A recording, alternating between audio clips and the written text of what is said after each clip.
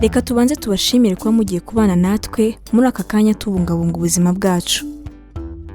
Mu Kinyarwanda bagira bati abatabizi bicwa no kutabimenya. Natwe tukagira tuti abatarabimenya bicwa nuko batarakora subscribe kuri iyi channel Mizero Media ngo bamenye ko amagara ari ubukungu kandi ko kwirinda biruta kwivuza.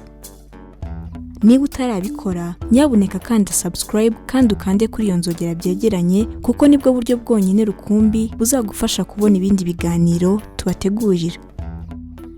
Ikindi kandi wadusanga no ku mbuga nkoranyambaga zacu zose Facebook, Instagram ndetse na Twitter, ujya hashakirwa ugashakisha Mizero Media ubundi ukadukurikira.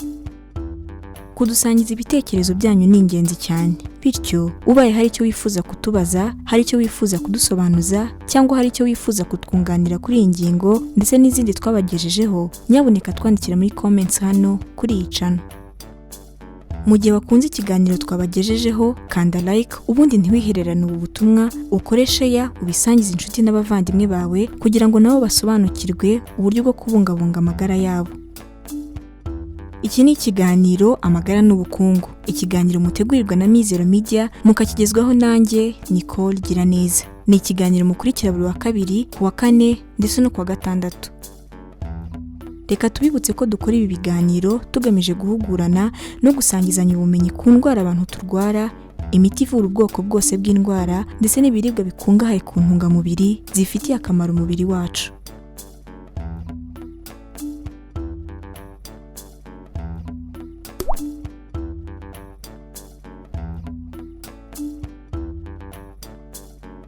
Sobanukirwa imikorere y'ibinini bya Microgino birinda gusama.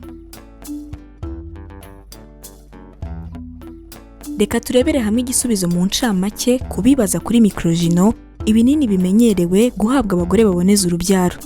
Turibanda ku buryo bifatwa. Ese ninde wemerewe kwandikirwa umuti wa Microgino na muganga? Microgino yandikirwa umugore cyangwa umukobwa ushaka kuboneza urubyaro. Microgino yandikirwa umukobwa cyangwa umugore wafashwe ku ngufu hirindwa ko yasama inda atifuza. Microgino yandikirwa umukobwa cyangwa umugore wakoze imibonano mpuzabitsina idakingiye akeka ko yasamye ariko akaba atifuza gutwita. Ese ni gute uyu muti wa Microgino ukoreshwa? Muri gahunda yo kuboneza urubyaro, umuntu afata ikinini kimwe ku munsi yubahirije inama yahawe n'umuganga wamuhaye iyo miti, akazakurikirana na randevu ya muganga. Muri gahunda yo kwirinda inda itifuzwa ku bafashwe ku ngufu cyangwa ku bakoze imibonano mpuzabitsina idakingiye batifuza gusama, bafata ibinini 4 nyuma y'amasaha 12, agafata ibindi binini 4. Ubwo byose hamwe ni ibinini 8 ku munsi. Icyo usabwa ni ugufata Microgino mbere y'amasaha 72 nyuma yo gukora imibonano mpuzabitsina idakingiye, ubwo ni mbere y'iminsi 3 nyuma yo gukora imibonano mpuzabitsina idakingiye.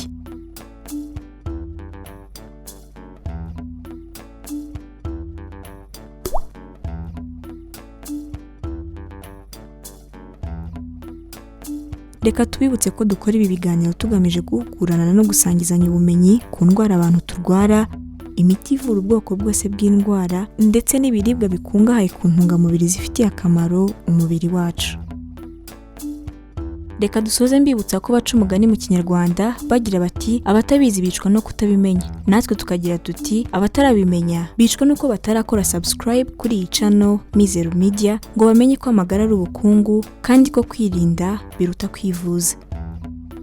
Niba utarabikora nyabuneka kanda subscribe kandi ukande kuri iyo nzogera byegeranye kuko nibwo buryo bwonyine rukumbi buzagufasha kubona ibindi biganiro tubategurira.